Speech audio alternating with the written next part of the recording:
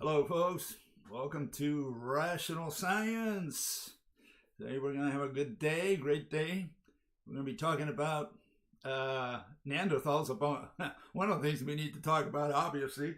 And the other ones, unfortunately, I'm going to have to talk to you from a distance today. Sorry, but this is going to be action at a distance today. And I'm going to be answering a couple of the comments that people made, questions that people made. So let's move on to our extinction segment. And we're going to start with the good old Neanderthals. A lot of misconceptions about Neanderthals out there. Okay, so let's start with the first. I'm going to have this run by the questions and comments people made here. And so here goes the first fellow. And he says the following. He says, I've had a heritage test. 23andMe, which tells me that I have 2.9% Neanderthal DNA. Well, good for you. Congratulations. You're a Neanderthal, okay? I bless you. Okay? Apparently, Europeans have 2 to 4% Neanderthal DNA because of some previous interbreeding commencing about 45,000 years ago. Is 23andMe wrong? Well, yeah, I think 23 and you are wrong. Both. These people go out there to have an analysis of their blood, and they want to find out if they have Neanderthal blood in them. And, it's become a cottage industry, people having their DNA analysis out there to find out, how, first of all, about their own family, and then about, whether they have any Neanderthal blood in them. And these are two different things. People say, hey, Bill, these geneticists, they can tell you tell you who a killer was. For example, they get all these cold cases. They go out there and look around, they look at the DNA and say, it was this guy. And they look for him and they find out that he's guilty, and then the guy's convicted and goes to prison, right? Yeah, they can tell you that. But the geneticists cannot tell you is if the killer had sex with the girl he killed. Okay, they cannot tell you that. Unless they do, they do a little swab down there, and analyze that. They cannot tell you through the DNA analysis whether they had sex. Okay? And this is more or less the situation with Neanderthals. They can tell you something about whether we have a certain percentage of DNA from the Neanderthals, right? They can do that because they just compare, the genomes, and but they cannot tell you, whether we had sex with them. Okay, and that's where the problem is. You have to remember this fellow Svante Pääbo. He got the Nobel Prize a couple years ago, medicine, I think it is, and he got it for doing the genome and proving to the world that Neanderthals and humans had sex, right? And that's how they disappeared, because that's what they were trying to prove. And you have to remember that in 2007, 3 years before he published his paper, his genome paper, he was already declared by Time magazine to be one of the 100 most influential people on the planet. Okay, so they already were grooming him to be somebody. And it turned out the prediction came true. 3 years later, he published his paper, and 10 years later, he got a Nobel Prize. So this was all political science, nothing to do with science at all, just political science. And if you look at Svante Pääbo's papers under Green, okay, et al., and if you look at his paper, what they talk about is, the words that they use are perhaps, maybe, there's a probability. That's how they talk. But when it reaches the public, it reaches like it's a fact. We've proven it, believe it. And so we have a very big difference between what's on the paper, on the official paper, and what they tell the public. And this is the issue. I mean, if you want to believe that, that's fine. That Neanderthals disappeared because they had sex with us, their smaller population dissolved in ours, etc., etc. But you have to keep the context in mind. The context is they're trying to convince the public that they did some work and they deserve some credit for the work they did. And, so one thing is trying to convince people, and another one is doing science, objective science. And, a geneticist is really not a scientist. Geneticist is a guy who looks at base pairs and compares DNA and chromosomes and so on. The machines, in fact, do it for them. They don't count billions of base pairs one by one with their hands, you know. They have the machines, they have the programs that do it for them, and they just compare and they reach their own conclusions from the data they receive.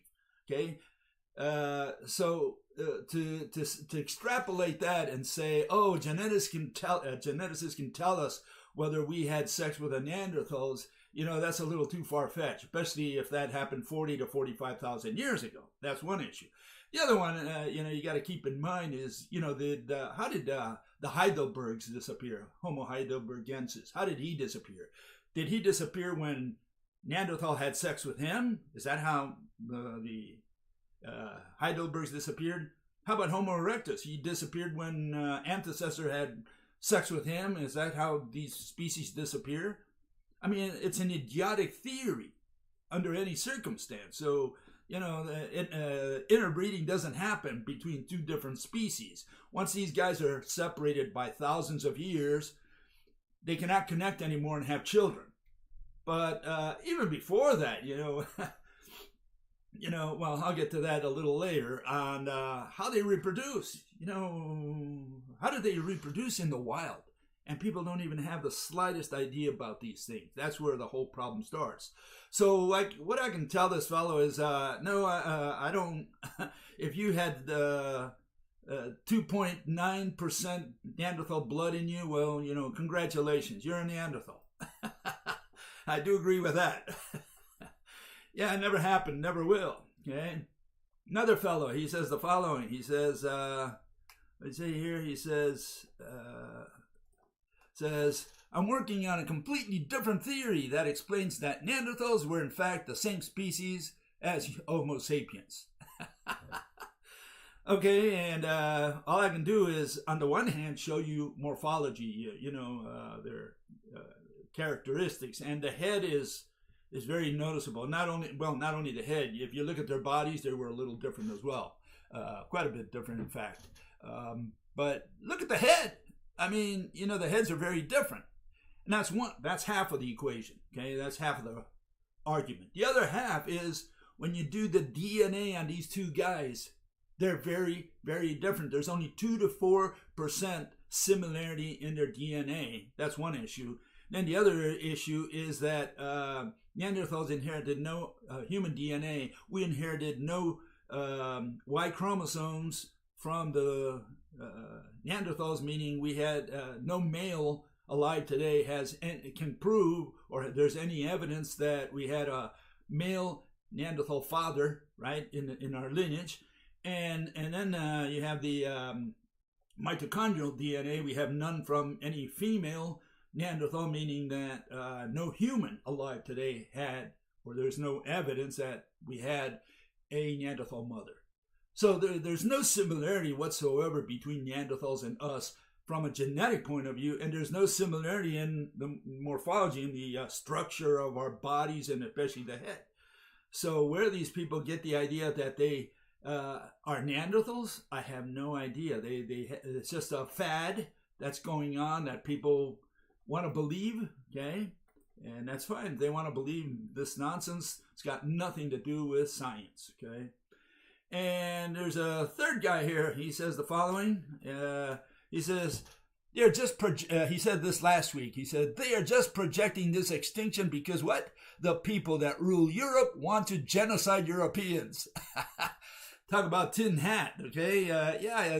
This is politics. This has nothing to do with science. And they bring these notions that they have, and they bring them in to science.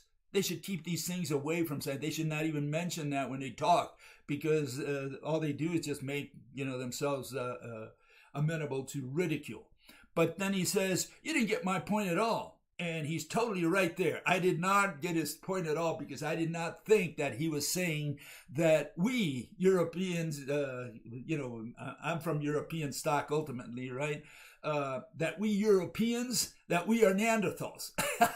I didn't think he was saying that, but that's what he's actually saying, that we are Neanderthals, okay?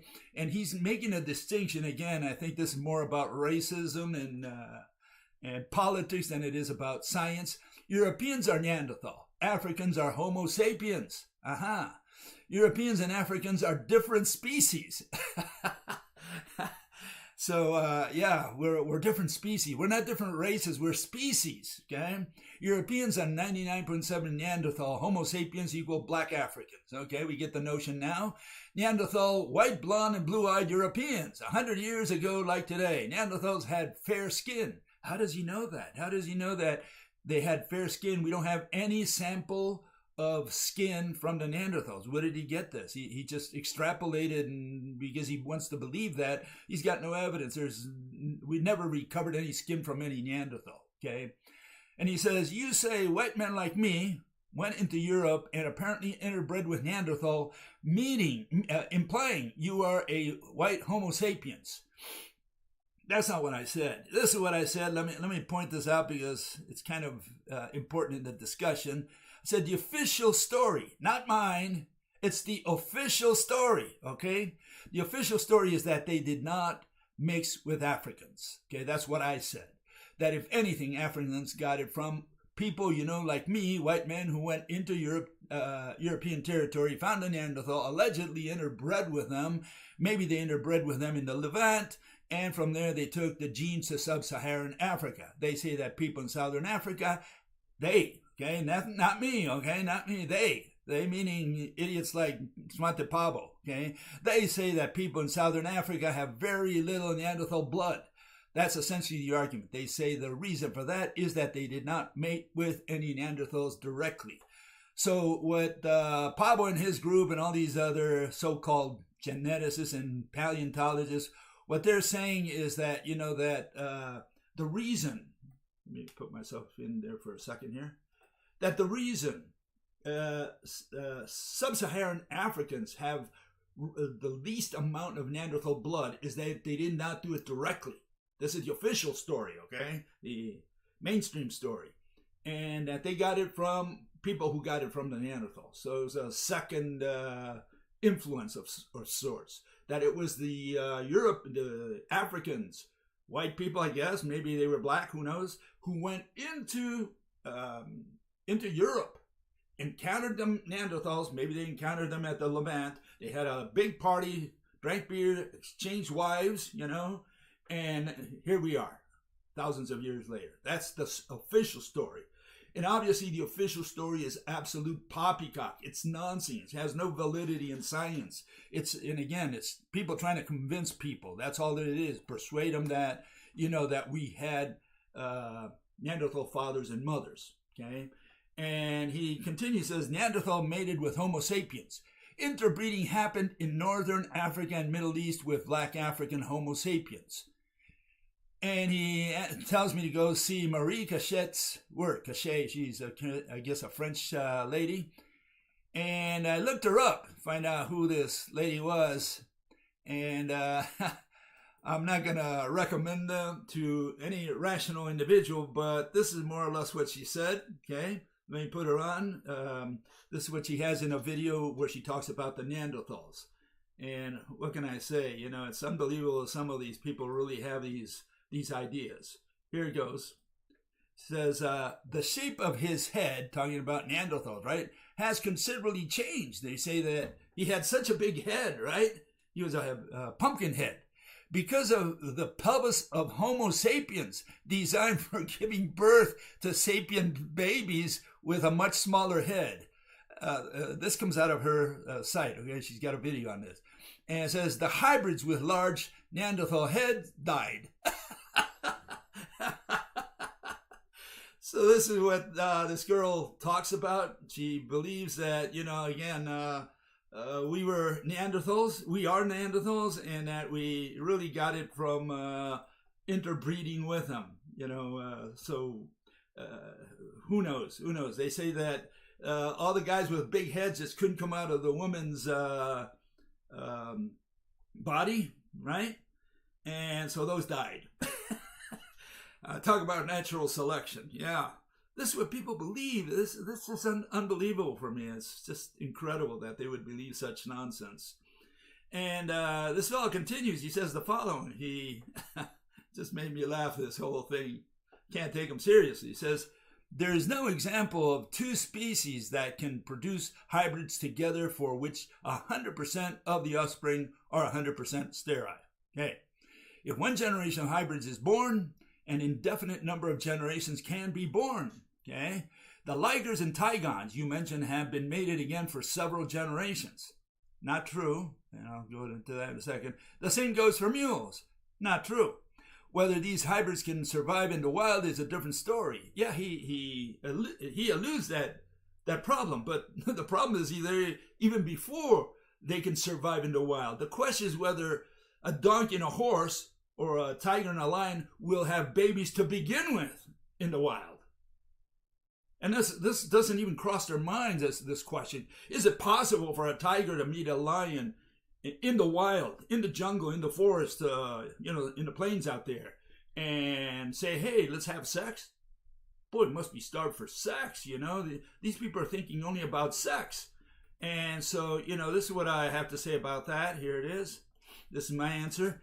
A mule has 63 chromosomes, intermediate between 64 of the horse and the 62 of the donkey. Okay, mules are usually infertile for this reason. Pregnancy is rare, okay, but can occasionally occur naturally as well as through embryo transfer. A few mare mules have produced offspring when mated with a horse or donkey stallion.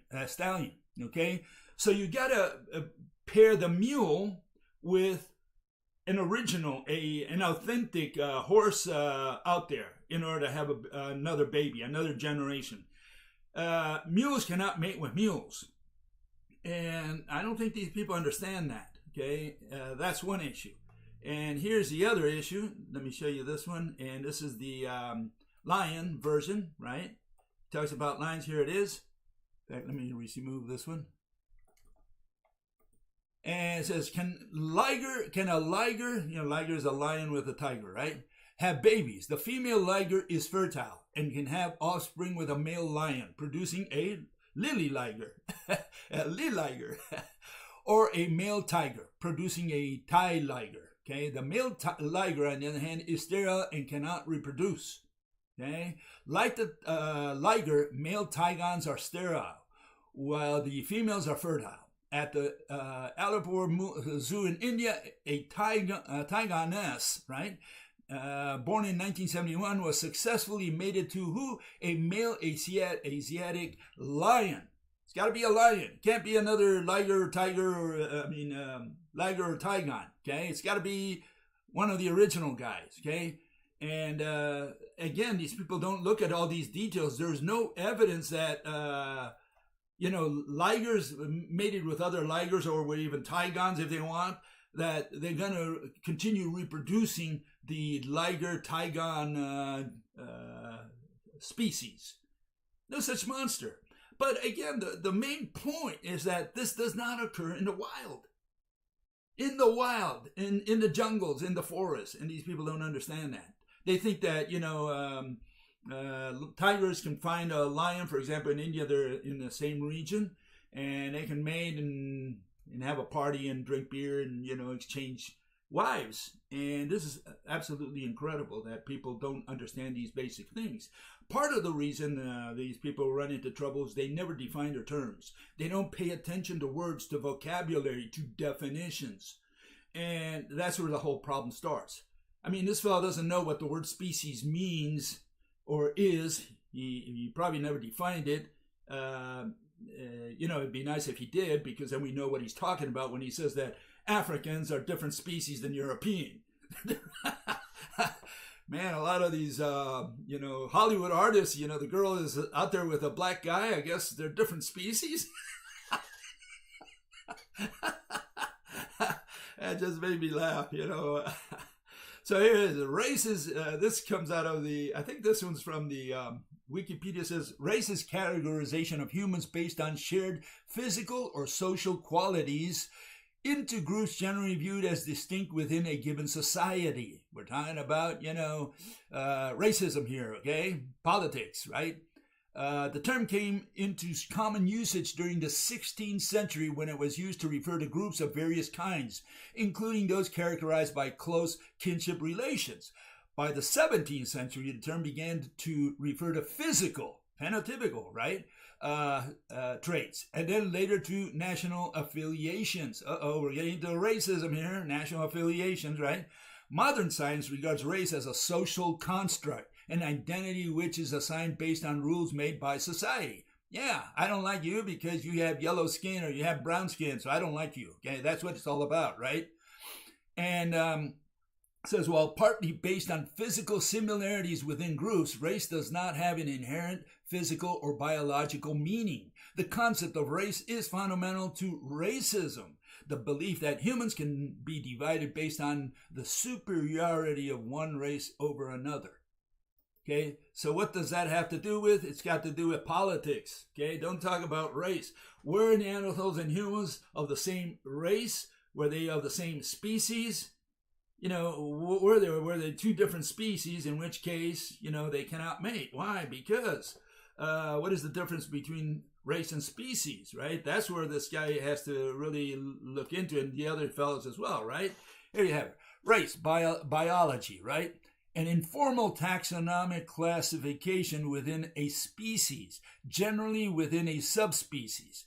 So race has to do with the fact that they're the same species, meaning, if you see on the right there, organisms in which any two individuals of the appropriate sexes or mating types can produce fertile offspring. Okay, and by fertile meaning that once you have a Tygon or a Liger, that guy can continue the new lineage, you know, the new dynasty, and have kids with other Ligons and tigers, Tigons and Ligers. Okay, then you can say that it propagates, that the species is, you know, reproductive and will continue forever.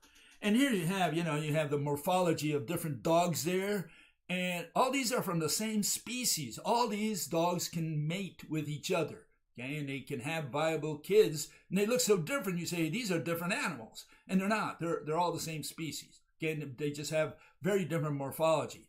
Humans, something similar, not as badly as the dogs, but you know, we're color coded. We have blacks, yellows, whites, and browns, more or less. I don't know if there are other colors out there. Maybe there's some green people, for all I know, or blue ones, right? But these are the general colors out there. We call them by colors. We just assign colors to them. But it's, you know, when we discriminate, we do it on the basis of this color. You know, especially against blacks. You know, the slaves were blacks in great measure because they were easily distinguishable. That's why they got them as black, because if they were maybe somewhat brown, maybe Mexican, you know, or half-breeds with Spaniards, whatever, maybe they wouldn't have been so easily recognizable. But being black, hey, that was easy. It's that black guy. He's a slave, you know. That's how easy it was. And you can see on the right, you know, you have these different species. Tigers and lions are different species because they cannot have really fertile offspring. They're half and half, just barely, you know, fertile. Some of these Tigons or Ligers, and they have to mate with an original lion or tiger, right, in order to have children. But what's the issue? The issue is that this doesn't occur in the wild. You know, you don't find a tiger against a lion in the wild. You don't find a donkey against a horse. And for sure, you will not find a Neanderthal against a Cro-Magnon. So this is where the problem is. And again, this is part of the problem. The question is, would a Neanderthal mate with a human, with a Cro-Magnon? Here the Cro-Magnon, right? The Cro-Magnon come into Europe, and they see this individual, Neanderthal. Neanderthal is completely nude, except for all the fur that's covering him, more than likely. I don't know, because I wasn't there, and we don't have any skin from the Neanderthals. I'm assuming this, right? He was the woolly man. He was covered with wool, you know, with hairs all over his body. That's what I think he looked like. And he had no sandals, no boots. His feet were directly on the ice, on the snow. And you say, how can that possibly be? You know, how can this animal, this monkey, right, be out there in the Arctic with his feet on the ground. And again, what I keep saying is that the Homo erectus or some offspring of his, maybe ancestor or Heidelberg, was already in Europe, 800,000 years ago. We have evidence of two-legged creatures in England, in southern England, in Kent, in the Kent area and so on. And they were already living in the cold, and there were no clothes at the time. So these are monkeys that got used to the cold after thousands of years of being in the Arctic weather, and they were like the wolves and like the bears today. They have no problem going, barefooted in the Arctic weathers. I don't think I've ever seen a polar bear with tennis shoes. You'll never see that. And same here with the Neanderthals. Neanderthals were offspring from some two-legged creature, Erectus, antecessor, and Heidelberg, any of those, right? They were descendants of these previous creatures. They were already used to the cold, so they had no clothes. They had no clothes for sure 400,000 years ago when they were born, okay? When the species was born. So here they are. They're hunting in their own grounds, and the question is, how did they have children? Would they have children with a human who comes in from outside? And again, people who say that have no idea what they're talking about. They don't know anything about anthropology. They don't know the basics, okay? And the basics is the following. How did Neanderthals reproduce? Did they go out to the next cave next door? They lived for hundreds of thousands of years, just Neanderthals there. There were no humans there. How did these monkeys live? And the way they lived is, the way they reproduced is very simple to understand. The worst enemy of a Neanderthal was another Neanderthal. The clan was the country. The clan was the flag. That was the national anthem, right? So they had their own groups. They had their own clans, and they inbred within the clan. Now, there are other possibilities, and the possibility we can see with some of the behaviors of some animals today. The chimps, they have troops up to 100 chimps, right? What do? They go to war. They don't go to love, they go to war. Okay? And what they do, they invade another troop, they kill all the males. Guess what they do with the females? Well, I can't say it here, but they force them to change their last names. That's what they do. They force them to change their last names, okay? And that's how the clan grows, okay? That's one way, just one way, okay? There's another way, and we can look at the gorillas here. The gorillas are smaller groups, usually smaller clans, and it's one male with several females and kids, right? And a male is supposed to defend that group, okay? So they're smaller groups, and sometimes the female, primarily the female, but sometimes the females and the males go out of the group and form their own family. And other times the females go out and they find another male from another clan, right? And they get together and they form a new one, okay? So that does happen in the wild, and that could have happened with the Neanderthals. The Neanderthals, it's not like the Neanderthals went out there and smoked a peace pipe with the guy next door. No, it's like the lions. You have to kill the other guy. There's no love between Neanderthals. Neanderthals killed Neanderthals. They were enemies, all of them, because they had to protect the hunting ground. Okay, so what you have really here is the following.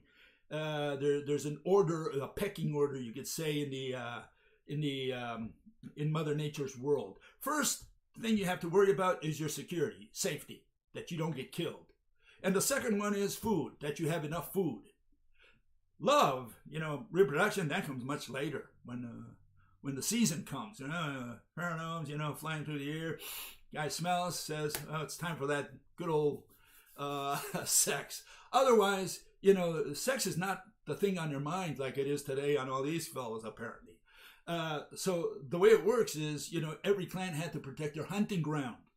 And they probably marked their hunting ground. Maybe they pissed all around their hunting grounds. Hey, nobody comes here because this is our place. And if another Neanderthal happened to enter in that region, they would go to war. And sometimes maybe they invaded other caves and started killing the males, especially there, and take the women. That's the females, That's probably how it happened.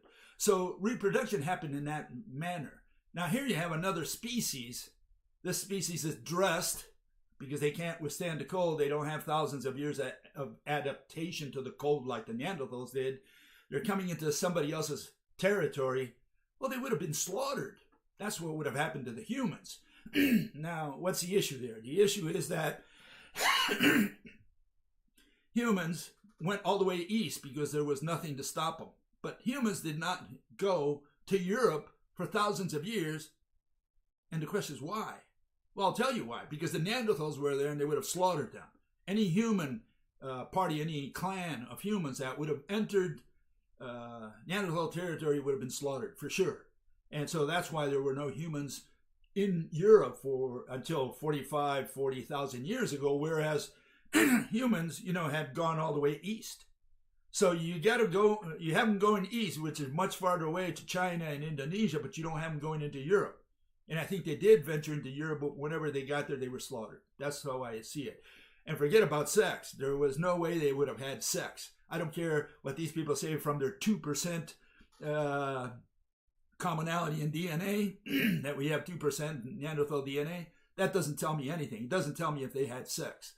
And for sure not in the Levant. The Neanderthals had no reason to go to the Levant because they had enough game in their regions. And it was the humans who entered their territory. Why? Because they were probably seeking or following the herds. That's how it probably happened. Okay, so yeah, all I can tell you is that all these people have these notions about us mating with the Neanderthals, and what it is a cottage industry today. They're all trying to prove that we had sex with the Neanderthals. Why? Because of only one reason only, and that is that they cannot explain how the Neanderthals disappeared. How did they disappear? Their population pyramid overturned, and they lost genetic diversity. Neanderthal died all alone without our help. When they were gone, that's when we entered Europe. Okay? So there you have my 50 cents worth, okay, on that one. Okay, let's move to some of the questions, comments that people made on other issues. And here it goes. First fellow says something about the ether. It says, I didn't quite understand why you don't believe in ether. It's not a question of belief, it's a question of definitions. It seems you are mistaken on its definition. Oh, okay. Ether is just another word for medium. Okay, we have a problem if it's another word for medium, because medium is a synonym of object, and object is not a thing. Object is a category, okay? So we say all the words that refer to that which has shape fall under object or medium. And all the words that don't, they fall under the word concept. Okay, so medium is not a thing, not a standalone thing. He didn't realize that when he said that, and he continues, he says, water is one medium. Yeah, water is one type of medium, air is another type of medium, and jello is another. Yeah, these are, in other words, medium is a category of objects, right? All these are objects that fall under the word medium. Medium is not a physical object.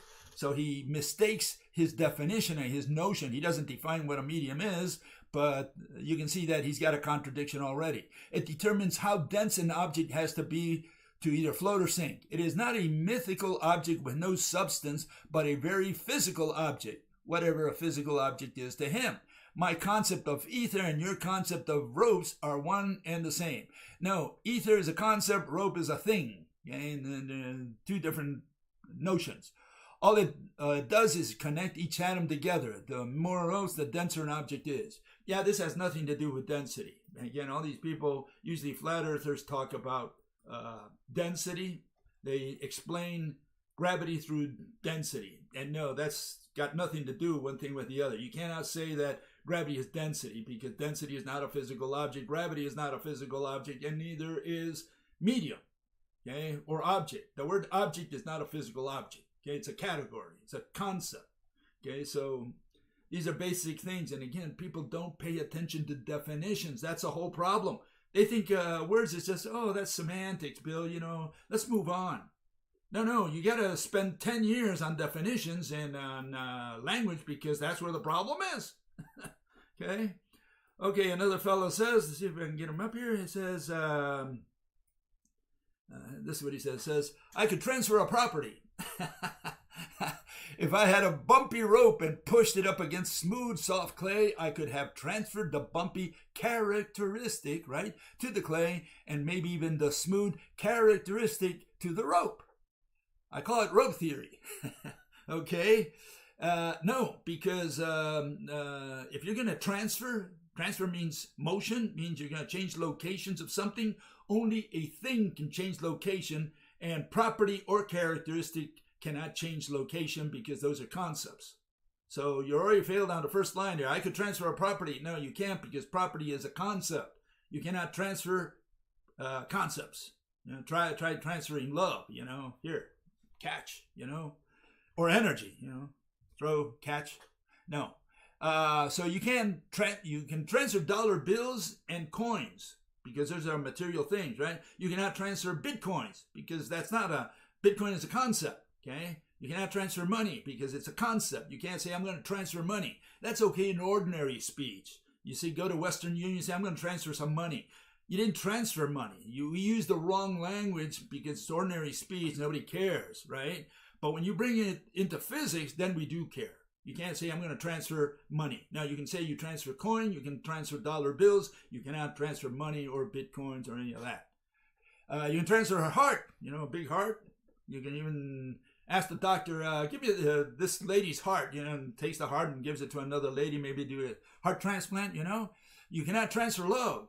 You transfer the heart, but you're not going to be able to transfer the love of that lady, right? So, no, you cannot transfer property. And again, people confuse ordinary speech with scientific language. And that's where the problem is. Language. You got to spend a lot more time on language. Here's another fellow. He says, gravity is a thing, correct? They actually think, they say, well, what caused the pen to fall? Well, it was gravity. Yeah, but you can't say it's gravity because gravity is not a thing. You cannot say that was the cause. The cause has to be in the invisible, intangible, in this case, ropes that are connecting every atom of the thing, in this case, an astronaut, to the Earth. Then you can say, what caused gravity? The ropes, because now we can all understand what pulled, or how the acceleration of gravity works. Okay, but you cannot say gravity itself is a thing. Oh, what caused the pen to fall? It was gravity. No, that's in ordinary speech or in mathematics. You cannot say that in physics. If you want to talk about causes, what causes something to happen, you better have an object. That's the only way you can explain a mechanism. And here we have another fellow. He says the following. He says, you believe energy is a concept. No, I don't believe. I define. Okay, let's make sure we understand that. It's not that I believe. We don't believe in science. We define. Okay. And there it is. Energy is the capacity to work. And if energy is the capacity, well, what is capacity? Well, it's a concept. There's no physical standalone object called capacity, right? Or the capacity to do work, which is even more clear. You're saying, what is it? It's a process. Capacity to do work. So these are concepts. Obviously, they're concepts. A concept can only reside in the mind, he says, or minds as abstract ideas. Yeah, the problem is that when he uses these words, the word idea is a synonym of the word concept. You look up ideas, it's a concept. And so look up mind again, it's a concept. So all these are synonyms. You cannot use the word idea to define the word concept because they're synonyms. So the first problem is concepts don't reside in the mind. They have no location. So you cannot say that you are going to transfer energy, which is a concept, because concepts don't have location to begin with. What is the location of energy? Or better yet, please point to energy. I want to see a picture of energy. I want to see what it looks like, And only when you can point to it and show me that energy is a physical object, then we can talk about transferring it, right? Concepts have no location. What is a concept? Same thing as an idea, or what he said there, an abstract abstraction, right? So all those words are synonyms. You haven't defined it yet. You haven't told me what you mean by concept or idea or abstraction. Okay, if energy, capacity, then is capacity, then it is not a standalone physical object. That's how simple it is. What is the shape of capacity? Please draw a picture of capacity and we'll know whether energy is a thing or not that you can transfer. And again, they got used to using all these words for so many centuries, these decades, right? and they just treat them as physical objects, and they never even bat an eyelash. They don't lose any sleep over it because they never paid attention to language. Finally, a fellow says, what is the proper way to define a color? Red is a concept, but what is the appropriate way to define it? And so I answered that, what it is that in this case, right, this example, red, approximately 600 to 620 nanometer length of an electromagnetic rope. Okay. And I said, you can define red any way you want because you simply reach an agreement by convention with all other people on the planet and say, okay, let's assume 600 nanometers is red. Let's just call that number, that specific value, as red. Okay, so now we know that 600 nanometers red. Anything that's outside of 600 could be 610, 620, or 590. Well, then they're shades of red, but they're not red. Okay, red because you defined red specifically as 600 nanometers. That's a question of convention. And then you can also define it in terms of frequency, right, or number of links per unit length. And there you see it on the right. You see an image of waves as they think they are, these standing waves, or you can call them electromagnetic transverse waves, right? And what they're really looking at is ropes, okay? Because wave is not a thing, whereas a rope is a thing. Field is not a thing, but rope is a thing. Threads are things, okay? There you have blue, green, and red, just a sample of what they might look like. One is short wavelength and many links, right? And red is longer length and fewer links, meaning frequency, right? And there at the bottom, I made a new picture of the one at the top, but that's based on ropes. That's what you should be really looking at when you look at so-called wavelength. It's really length, okay? And you can see there the shorter the link, the more links you can fit for a given length of rope. That's essentially what it is, okay? So color is easy under the rope model because you have something physical there. You have all these links, Here, let me show my famous rope here, okay? And if you torque it quite a bit, well, the links get shorter and shorter, and you put more links for a given length of rope. And you untorque it, and you get the links are longer, and you have fewer links. And that's essentially the equation, the wave equation. C equals frequency times wavelength. Frequency meaning number of links, wavelength meaning link length. And so the longer you make the link, the fewer links that you can fit for a given length of rope, and vice versa. And that does explain the entire spectrum. A rope is the only thing that, the only object, right, imaginable that can simulate the wave equation. And that's that for that one. Okay, let's move on to the main course of the day, action at a distance. What is action at a distance? Well, action at a distance is what the name suggests. They're saying that I can influence you somehow without anything between us, okay? And yeah, I can influence you somehow without anything between us in the sense that I can throw a stone at you and hurt you in your head, right? And but I'm using an object. There is something between us. There's a rock, right, that is flying. And it is an action at a distance in the sense that, I'm throwing this thing and it's flying through the air in a given amount of time, and it reaches your head and you get your good old bump there, right? That we can all understand. The problem is when you get to things that happen faster than the speed of light. And now we have problems with special relativity, which says that speed of light is the swiftest thing imaginable or allowed by Father Universe. And we agree with that. We say that the maximum speed is the speed of light, and it is because of what I just mentioned, the fact that the rope, you have the wave equation, little c, 300,000 kilometers per second is equal to frequency times wavelength, meaning number of links times length, okay? So the more links you have, the smaller the links are, and vice versa. The longer the links, the fewer links that you can have for a given length of rope. Okay, so the wave equation, C equals frequency times wavelength, can only be simulated by a rope. There's no other object can simulate that equation. So that gives us good feeling that we're on the right track as far as, the hypothesis that we propose, the rope hypothesis. Okay, so what's the issue? The issue is that no one has defined what an object is.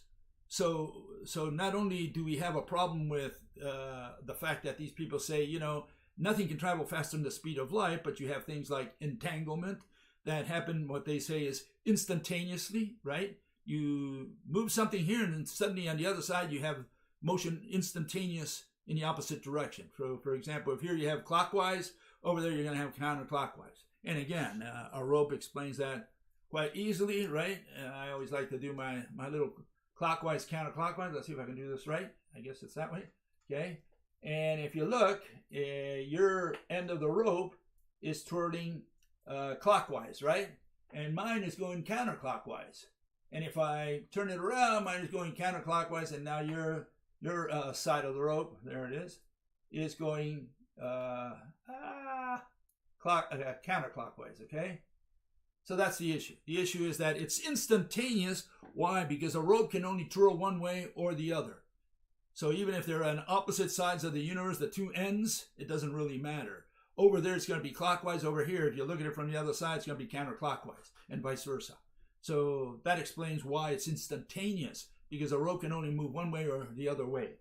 What I mean by this is that all these experiments on that they've done, like Alain Aspect's EPR experiment, Einstein-Podolsky-Rosen, which is an entanglement experiment, they have to be redone, reconceptualized under the rope model. You cannot use particles to explain entanglement, and that's the problem, because they're saying, well, what, did the particle travel faster than light to reach the other guy to force him to turn in the other direction? That violates special relativity, and so they're stuck. They're saying, well, it is so, but we don't know why it is so. So they don't have a cause, they don't have a mechanism to explain why entanglement works. They say, let's just use it for technology. And with that, we proved quantum. Now, you haven't proven it because you don't have a theory for it. You don't have an explanation for it. What you're saying is, it is so, and we're going to use it for technology. That's got nothing to do with how entanglement is carried out. And even before that, we have something even worse, which is gravity. Gravity, we've known since man got a little use of reason, that things fall to the floor for some magical reason. They never fall to the sky. And so they never figured it out. And they said, there's nothing there. Why does it always fall to the floor? And so what they did over the years is invent, angels and spirits and gods and so on to explain some of these things. That's how these deities came into being, because they could not explain the invisible, intangible mechanisms of Mother Nature. Okay, so we have here the definition, and this is where the problem starts, because they have the wrong, or not wrong, it's irrational, an irrational definition of the word object, of what a thing is. So when you say, is there a thing, is there a medium, is there a body, substance, whatever word you want to use there, between two particles? You have two particles, one on one side of the universe, the other one on the other side of the universe. And you have entanglement. This one affects that one instantaneously. Or you have gravity. You drop something and it already is pulling on it. And you're saying, I don't see anything in between these two objects. Isn't there an object there? Is there a medium, an agent of some kind? And they can't see or touch one. And that's their notion of what an object is. So there's nothing there. That's their conclusion. That it just happens by magic, right? And so here they have object, a collection of matter. That's the one from Wikipedia, okay? And obviously it's an irrational definition. And you say, why is it an irrational, Bill? Well, it's an irrational definition because matter is a bunch of objects. That's what matter is. So let's replace the word matter with bunch of objects. A collection of a bunch of objects. That's what an object is. What did we learn? An object is a bunch of objects. That's why it's an irrational definition. Okay, you can't use the bunch of objects definition to define object, which is what matter is. And says an object is material inside the boundary of an object. Yeah, absolutely not, because all you're saying is that what it's made out of, which is mereology, another nonsense invented by the so-called philosophers, right? In quantum mechanics, an object is a particle or collection of particles. Yeah, so a particle is a bunch of particles. That's what they're saying. That's all they said an object is. And an object is known by the application of the senses, meaning see and touch primarily. You can include hearing and smelling, but primarily what these people are saying, if you can see it or touch it, it's an object. And if you can't, it ain't. So is air, which is a bunch of matter, collection of matter, a bunch of atoms, is air an object? And a lot of people will say, no, air is not an object. It's a gas, whatever gas is, right? And it turns out air is an object. It does have shape, okay? And around the Earth, it's like a shell. And if you put it in a balloon and pop the balloon in outer space, you'll see some kind of blob, if you could color code it. And that'll show you that air is an object made out of atoms. Hopefully anything made out of atoms is an object, is a thing, okay? Instead, they said that field and energy and mass are things. They move a mass, they transfer energy, they wave the field or wave the wave, And so, no, those are not objects. And that's where the problem is. Then dictionary.com says, anything that is visible or tangible. Again, irrational definition. Isn't an object before you can see or touch it? I mean, before you can see the chair, right? Or touch the chair or bump into it, right? Is the chair an object? And hopefully a chair is an object always. Here in the land of the Klingons, it's always an object. And people don't understand that. They say, no, I got to see and touch it. So they rely on these senses. And they also have other definitions for object, and they have nothing to do with physics. One is a thing, person, or matter to which thought or action is directed. That's where the problem starts, because you're treating it as a subject of a sentence, as the noun or whatever. And this is where the problem starts. These people are using notions of ordinary speech, and they're bringing them into science, into physics. That's where the problem starts. Okay, so here we have one of our starting points for where they, how they began with this action at a distance. You had these deities and angels and spirits that they created in the past, our forefathers. They were so intelligent, And the Holy Spirit, a divine force, whatever a divine force is. What is a spirit? The incorporeal part of humans. The soul regarded as separate from the body. And what is soul? The spiritual part of a living being. What's an angel? A spiritual, without a physical body or heavenly supernatural being, okay? And so you can see all these people in the past, they had to invent all these notions of a body that has no body, a thing that is not a thing, okay, that does not have shape. And that's where the problem started, because they said, I can't see it, but there's an influence from something out there that I can't see or touch. And so they invented the spirits, the angels, the ghosts. They had to invent these things because they couldn't see what was there. And the mathematicians today picked up on all that, and they made an even worse mess. They said, look, it's not an incorporeal corpus, body, right? What it is, all these concepts which they turned into physical objects, field, mass, time, they bent time, gravity, so on. They converted all these concepts into objects.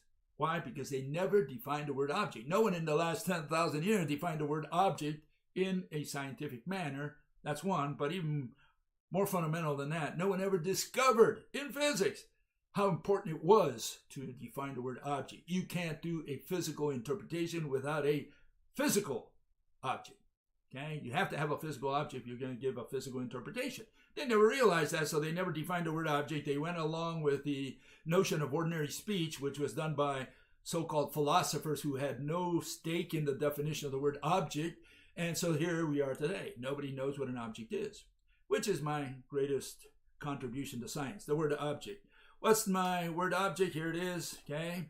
Something, that which has shape. What is nothing? That which doesn't have shape. See how easy it was? And you say, Bill, it took 10,000 years to come up with this? Yeah, I don't know why, but it did. And something and nothing are antonyms. That means we can use something and nothing scientifically now, rationally, consistently. Okay? We can use them because now we have solid definitions for these two words, something and nothing. We have another word for nothing. We call it space or vacuum. We also have another word for object, for something, which is object or thing, okay, or body or whatever. Okay, so what do we have? If we're going to look at gravity, for example, which is one action at a distance, according to Mr. Newton and his successors, right? We have this action at a distance. We want to try to find out what it is, and we start with a specification. What it is that we're trying to show? What are we trying to figure out about gravity? Okay, we're trying to figure out what the mechanism is. That's what it is. And if you say it's action at a distance, means you're not putting anything between the two objects that are being attracted to each other. Okay, so here I've shown this in the past, but this is a good starting point. This is a professor at Berkeley, and he's going to tell us what we need to figure out about gravity, what causes gravity, or what the specification is that you need to work on if you want to solve the riddle of gravity. Here it is. Listen to him. Okay. If you have the Earth with its big mass here, and you have you with your little mass here, that every atom on the Earth is pulling on every atom of you.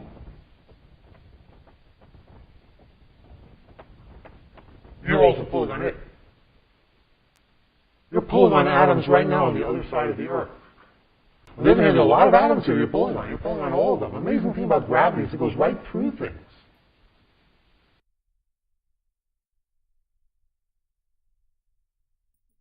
Okay, so that's the specification for gravity. That's what we have to explain with a mechanism. We get the cause. What causes gravity? There it is.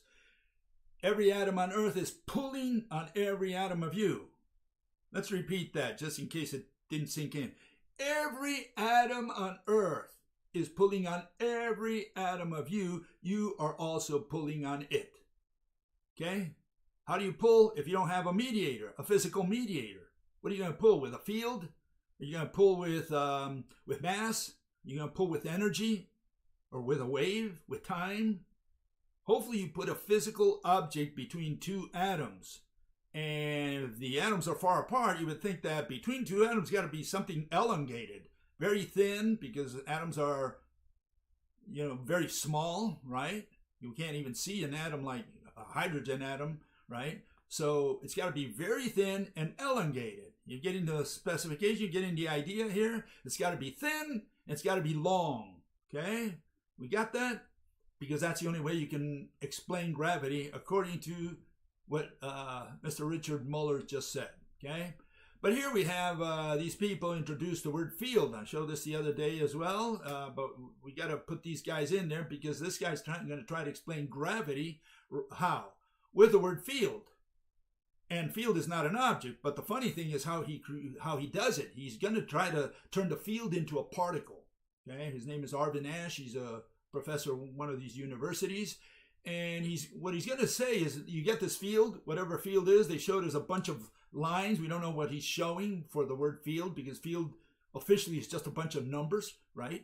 And so he's going to shape this field, and in a given region of this ocean that he calls field, undefined ocean, nebulous ocean that he has not defined, he's going to create a particle, which is not a particle because it's not a discrete particle. It's a peninsula that protrudes out of the field.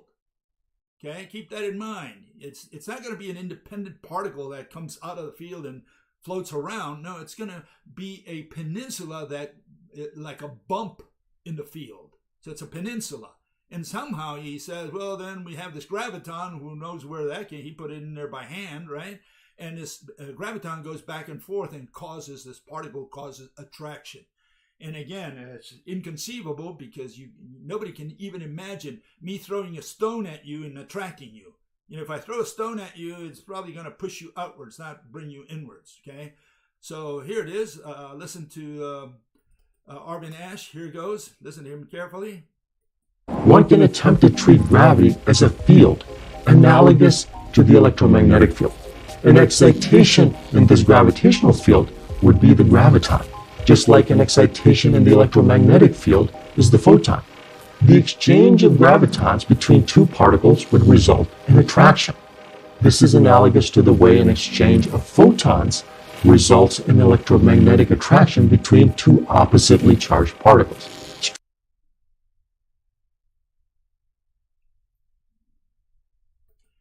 Yeah, and that's wrong too. I mean, in the case of electromagnetism, you have positive and negative.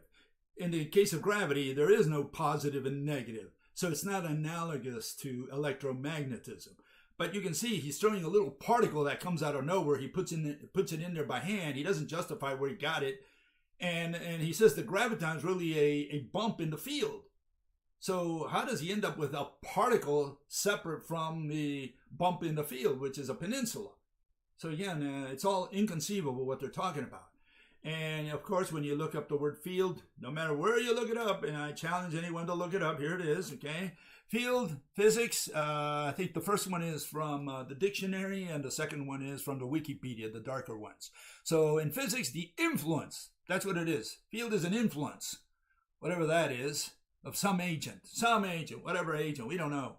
Yeah, the influence of some agent. And what's, according to the Wikipedia, says a physical quantity.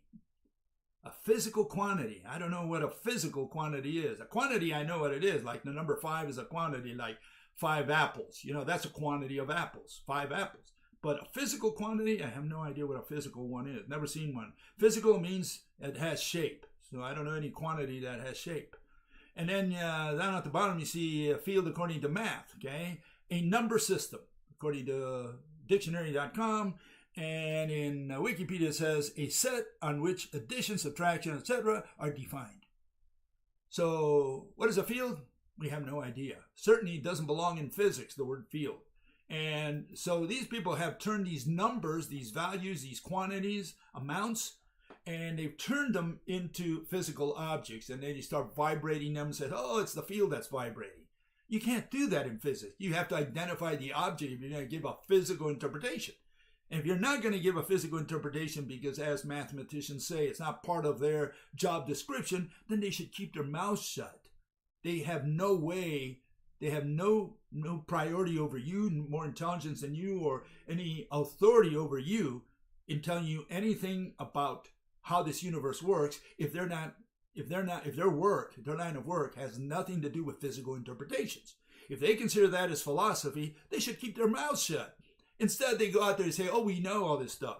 Oh, you know it? Yeah, because the math tells us all this. And so they infer their ridiculous theories, their explanations. When you call their bluff, they say, well, it's not in our line of work anyways. You're talking about philosophy. What we do is math.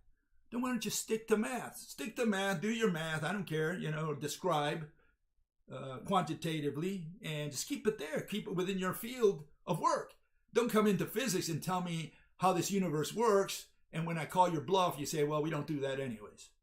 They keep on and on with this. If their job is not to interpret how this universe works, then they should not even attempt to do it, okay? Because they have no superiority over you in that respect. You have as much right as any mathematician to tell them or the world how this universe works. They should not have a monopoly over that line of work, okay?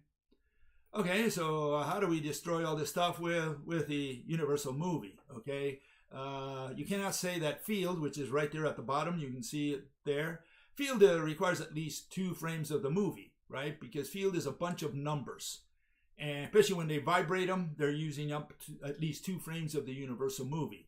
Every single frame in the universal movie just contains every atom in the universe, okay? They're all static.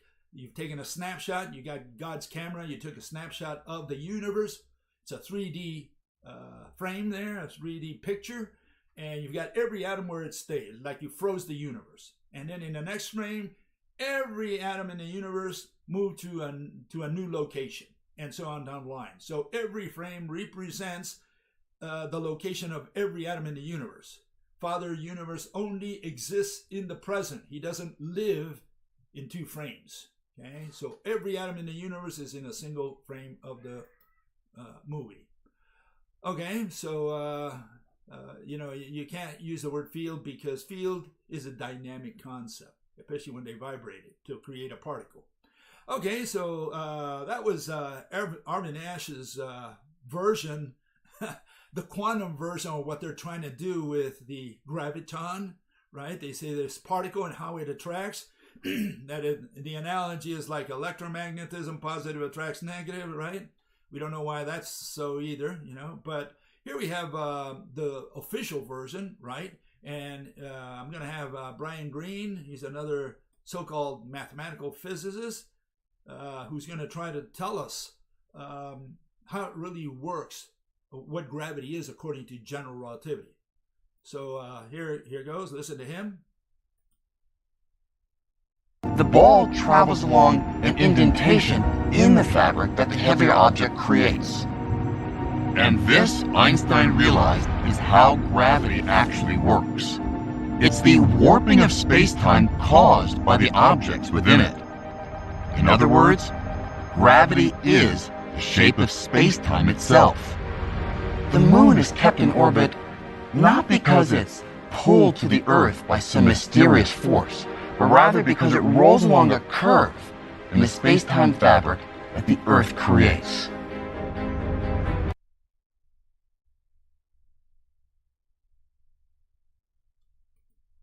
Okay, so that's the official version. Warping of space-time, gravity is geometry. That's the official version. But for that, what did good old Brian Greene have to do? He had to turn space into a physical object because you cannot bend a concept. And so they said, no, space is a physical object. And so this is how he justifies that. He had to do this. He had to turn space into a thing. Otherwise, you would have this action at a distance, right?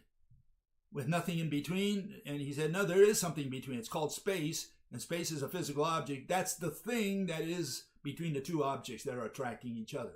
So here's how he converts space into a thing. Okay, listen to him. As she spins, she feels her arms pulled outward. But now let's imagine that you could take away all the stuff around her. So the only thing left is the skater spinning in completely empty space. If the skater still feels her arms pulled outward, she'll know she's spinning. But if empty space is nothing, what is she spinning in relation to? Trying to answer questions like these, scientists came up with a bold new picture of space.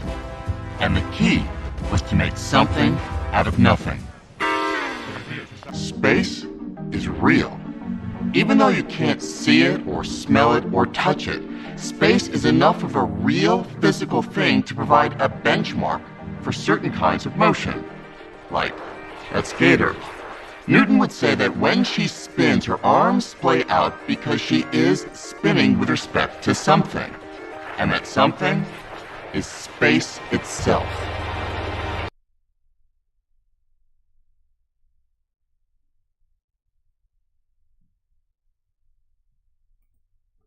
So now you know how the mathematicians converted nothing into something. They did a magic trick. They turned nothing into something. They turned vacuum into atoms. They turned space or nothing, any of those, into physical things. And so that was their solution. They had to do that because otherwise they would have action at a distance, right? At least in general relativity, which is the bending of space, time, right? And that's for gravity. That's how they fix gravity. But obviously they cannot reconcile that with the graviton, with quantum mechanics. So we have two worlds. We have the world of the graviton, which is the one for quantum mechanics, and we have the world of general relativity, which is the one that's got to do with the background, not with the particles themselves like the graviton. It's got to do with the background, the stage on which all phenomena take place. Okay, and so this is where the problem is. The problem is that they cannot reconcile one with the other, and they look for the theory of everything. They're looking for what is known as string theory, a way of uniting, general relativity with quantum mechanics, and people reject that as not even being physics, not even wrong, as they say. It's not even rational. That's what it is. And then we have another phenomenon, which is this weird one, which is entanglement, which I talked about a little bit today. And here we have someone, his name is Matt O'Dowd, and he's going to tell us a little bit about that. He's going to try to show us how that's done, again, without any mediator, and it's done instantaneously. From one end of the universe to the other, it's done instantaneously. And let's see what kind of object he proposes to have that done. What's in between these two particles, one that can affect the other one instantaneously, in violation of special relativity, by the way. How does he do it? Well, let's start slowly. Let's let him give his little presentation here. Listen to him first here. The Nobel Prize in Physics is typically awarded to scientists who make sense of nature, those whose discoveries render the universe more comprehensible. But the 2022 Nobel has been awarded to 3 physicists who revealed that the universe is even stranger than we thought.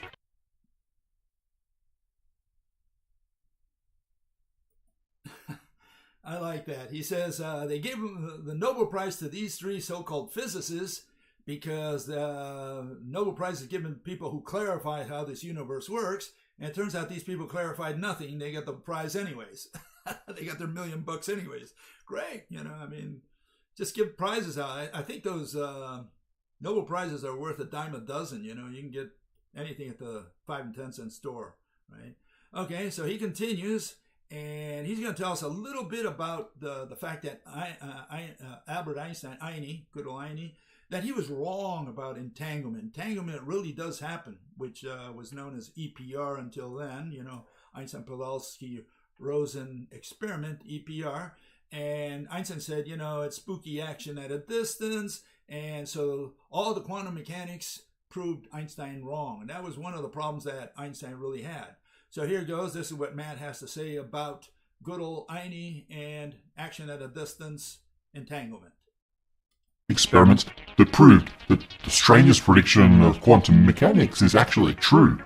It's the prediction that Einstein refused to accept.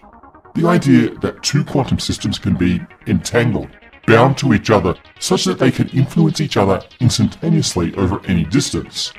This spooky action at a distance, as Einstein called it, is in seeming violation of his own theory of relativity, which tells us that no causal influence can travel faster than light.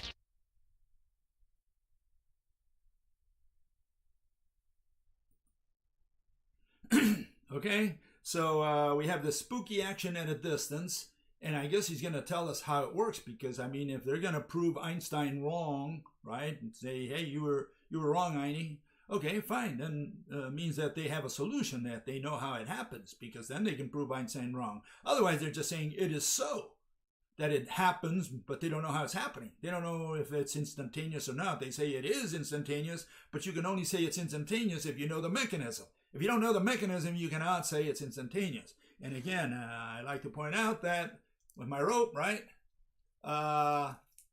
this is instantaneous. When this one goes counterclockwise, yours had better go clockwise simultaneously. And if it goes the other way, it's instantaneous again.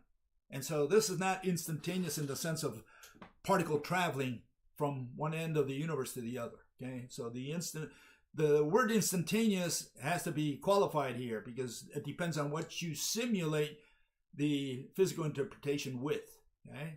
Okay, so here goes Matt. He gives us an introduction. He says if you put, you have a white ball and a black ball, right? You put them in 2 boxes while you close your eyes, right? And so you don't know which one is black and which one is white. You close the box, right, while you're still, with your eyes closed. And you take one of them to the moon. Okay, so you take one to the moon. All you have to do is open your box. And if it's a white ball, the one on the moon is a black ball, and vice versa, right? So you don't have to travel to the moon to find out. So you don't have what he calls information traveling. I don't know how information travels, but that's how these mathematicians talk. And they say you don't have to have information traveling faster than the speed of light to understand that if you have the white ball here, the other guy's got to have the black ball on the moon. Okay, so listen to him. This is more or less what he says. That's a starting point for, to explain entanglement. You have 2 balls, one black, one white. You close your eyes, shuffle the balls, and place each in an identical box. You put the first box in a rocket and send it to the moon, while you keep the second box with you on Earth. While that box is closed, the ball on the moon has a 50-50 chance of being black or white. You open your box and you instantly learn the color of the ball on the moon. So, did you cause information to travel faster than light? Of course not. The information about the ball's colors was always there with the balls. You just learned which was which.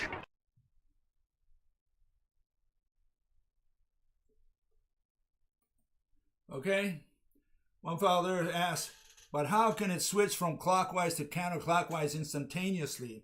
I thought I answered that question. Let me answer it again. I usually don't answer in real time, but since I saw the question there, I'm going to answer it. And that is that the rope only twirls in one direction, okay? Twirls in one direction.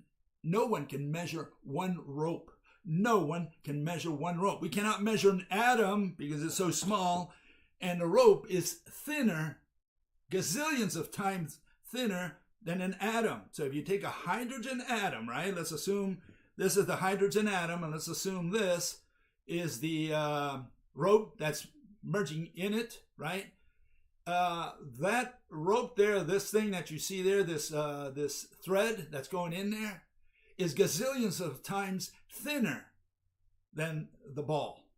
Okay, so here is not a good representation. It just gives you a ballpark idea of what I'm trying to say. That's all. But other than that, this thread is much, much, much thinner than the atom in Mother Nature's universe. So let's start there. So we cannot measure a single rope. Okay. Now, what do? They go in there and they put polarizers and analyzers. I don't know if you're familiar with ellipsometers, okay? But they put a polarizer and an analyzer. They send a beam, and what they do is they just measure at a cross-section of the beam. But a beam is made out of gazillions of atoms. Gazillions of atoms. So they don't know if it's a single rope there is twirling clockwise or counterclockwise. They really don't know that. And then they say when they force the light to switch in the other direction, like now we're going to force the atoms over the ropes over here to switch counterclockwise, it's instantaneously clockwise on the other end. They don't know if they force them to twirl in the opposite direction because you cannot measure a single rope. The whole experiment has to be re-evaluated under the rope model. These people are talking about particles, and they're thinking of a ball like this, and then it's twirling. That's what they think is happening. So they have a cross section right there. They say, oh, we're measuring a single photon, right? And this one is going, clockwise, for example, right? And the other one's all automatically going counterclockwise. So here, from this side, it's clockwise. From this side, it's counterclockwise, right? And then they say they force it to go in the opposite direction.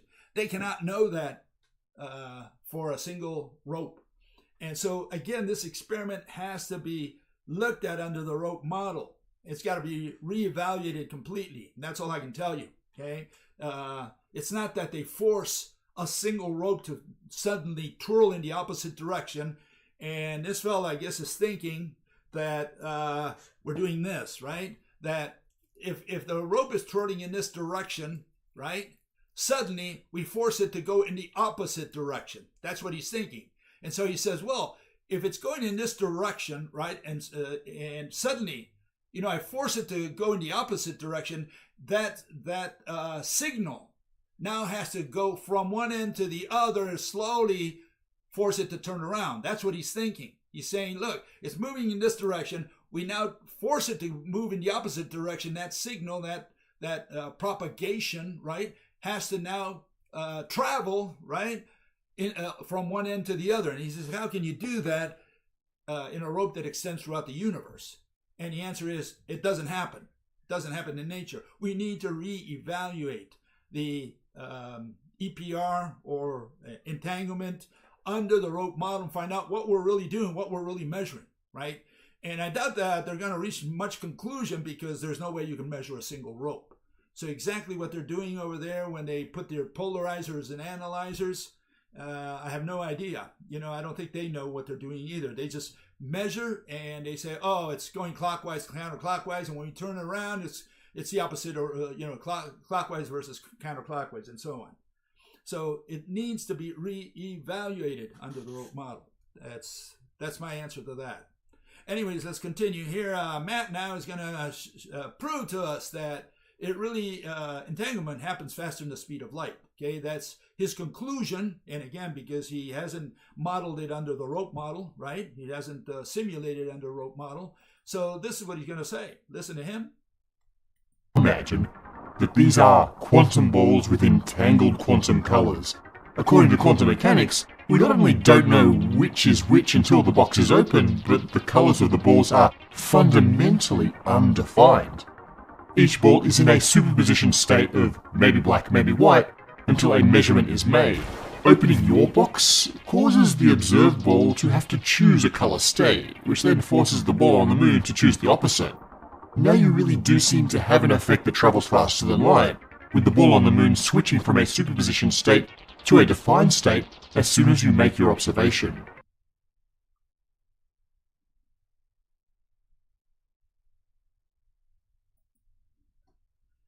So with particles, it's even worse because you don't have a mediator.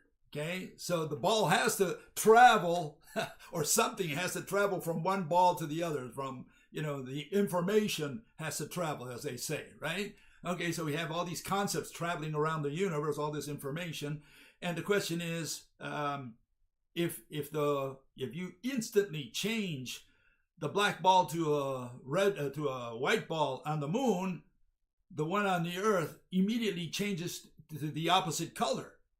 Explain that one. I challenge you.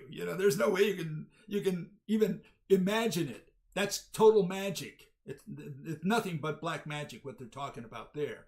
They don't have a mechanism. That's the point. And if they don't have a mechanism, they cannot say that that's exactly what happens. Okay, that's why I'm saying the experiment has to be reevaluated under the rope model and find out what we're actually measuring, what we're actually doing in the labs, right? I don't think they've got a clue as of this moment. And again, I've used ellipsometers where we measured, primarily refractive index and so on, on glass, which is what they use in the industry, in the semiconductor industry. And yeah, it's a great tool for certain things. And the question is, again, can you use that tool to measure a single rope? And the answer is no, absolutely not. There's no way you can measure a single rope. Okay, it's just too thin for what you're trying to measure. You can measure an atom and say the atom is twirling in one direction or another. That I think you can do. That doesn't mean that you can measure the rope that comes out of the atom, because it's just too thin to be able to measure. You can't measure a rope. It can't be touched. So much less can you measure it. So what I think they're measuring is atoms. Okay, they're checking the atom, which way the atom is spinning, and the atom can spin this way. It doesn't mean the rope coming out of it is going to spin in the same direction. Okay, so anyways, let's continue here. Here we have good old Brian Greene. He tells us how gravity actually works. Okay, listen to him carefully. He's going to tell you. Okay, this is not me. Okay, he's going to tell you how gravity works. Okay, and he's going to confirm Newton's theory.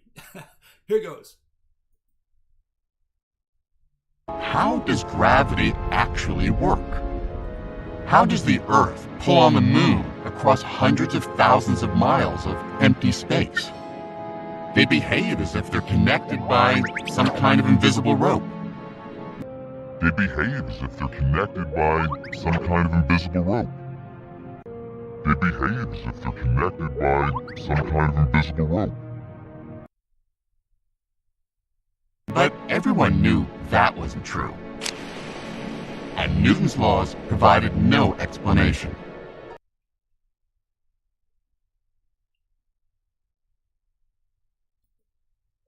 Okay, so we have the answer. The answer is the rope. The moon is attached, but he was wrong. It's not one rope, it's many ropes. Every atom on the moon is connected to every atom on Earth, even to your body, every atom in your body. So now we can explain physically what's happening. We can say, okay, why doesn't the moon fly away? Well, it doesn't fly away because it's physically attached to the earth. Now we can understand it. But if people say, there's entanglement, there's gravity, action at a distance, what have we learned? All we're saying, there's a ghost, there's an angel, there's a deity, a god, right? That's working magic between the earth and the moon. That's all we're saying. Again, action at a distance is what in the old days they used to call witchcraft or black magic. That's what it is, real black magic, not just a magician doing a trick on stage, right? Here's a rope model, okay, that we have for the black and white balls that Matt talked about. In a single frame of the Universal movie, the ball is either black, one ball is either black or white, and the other ball is either white or black. Okay, so you cannot, in a single frame, they have a given color. They have a certain wavelength or link length. Okay, in the next frame, right? I don't know if they can change from black to white and white to black in a second, in a split, in just a single frame difference. Okay, they can change locations, but can they change colors? Well, I guess they would have to go from one frequency to another instantaneously, which I'm not sure that's possible. But even if we concede that, it doesn't matter. The argument here is that within a single frame of the Universal movie, the black ball is going to be black and the white ball is going to be white. It's not like, we won't know if the cat is dead or alive until we open the box. No, the cat is either dead or alive according to Father Universe. Whether you know it or not, that's something else. And what these people are saying, that the wave function collapses of the cat, right? And so suddenly when you open the box, he turns into one or the other. He's either alive or he's dead. No, not true. Father Universe doesn't work that way. The cat is either dead or alive before you open the box.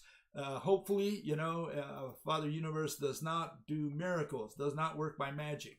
But these people have concluded that Father Nature works by magic, but they don't call it magic. They call it things like, action at a distance, And so under the rope model, very easily, we show how the astronaut falls to Earth, right? Because every atom in his body is attached to every atom on Earth. It's physically attached. The ropes are not concepts. They're physical objects that we cannot see or touch. Okay, the definition of object is not that which you can see or touch, but that which has shape. And hopefully you can see for yourself that each of those lines that I drew there have shape. Okay, so the ropes have shape. Many of them attach to your body according to Professor Muller, and shows why why you have acceleration of gravity towards as an astronaut falls to Earth. It also shows why gravity goes through things. Why? Because it goes right through the atom, because the rope goes through one atom, it doesn't touch it, right? And it goes to another atom behind it, behind it, behind it, behind it, all the way to infinity, right? In other words, if you have a line, if the astronaut was at infinity, somewhere way far away, all the ropes that connect them to the Earth superimpose. Gravity is very weak, right? Because it's pulling like with a single rope, the whole thing. It's a single coaxial. And only when he approaches the Earth do the ropes fan out. Now you can see why there's an acceleration of gravity the closer he gets to Earth. Okay, so now we have a physical mechanism that we can all understand, we can all visualize, we can all illustrate. Okay, we can make a movie of it. And otherwise, what these people are saying, this thing that they call action at a distance for gravity, for entanglement, for all these things like the gluon serving between quarks inside the atom and inside the neutron, well, we call it witchcraft and black magic. Okay, so coming up at the end of this month, we have witchcraft and black magic. I guess the day of the mathematical physics, that's what they should call Halloween. They'll rename it, So trick or treat. We'll see you next week. Bye-bye.